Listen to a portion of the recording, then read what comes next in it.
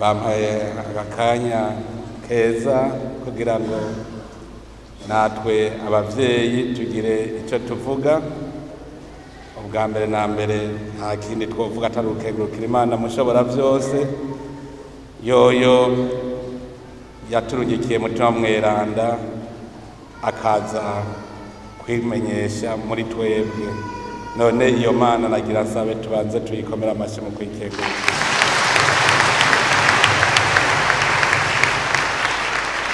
Nagira kandi nkeze ibi bibondo vyacu, ndabakeze ko mugabanye. Iyo mugabanye mutima mweranda muba mwatiwe.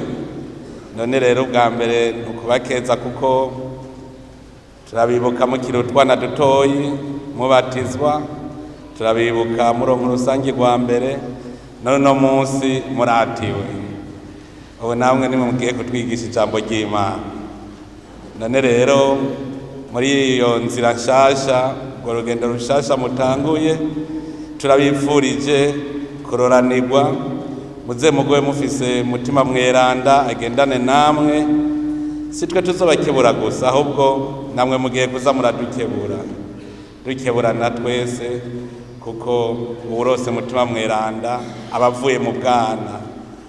Abonye ko mwamaze gukomezwa, ubu namwe mufise uburenganzira bwo kutwigisha.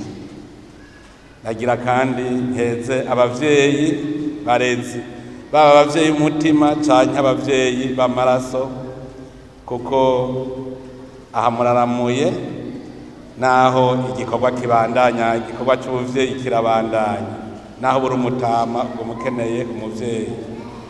Rero ndabifurije namwe kubandanya murera neza.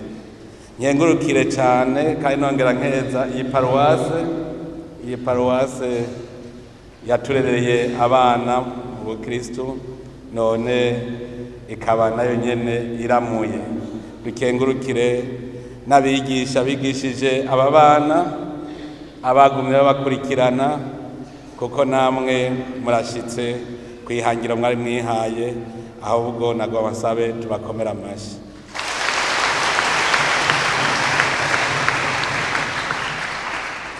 Kumwe n'ivyo rero nagira mwese ndabifurize umunsi mukuru mwiza muri paruwase no miryango yanyu.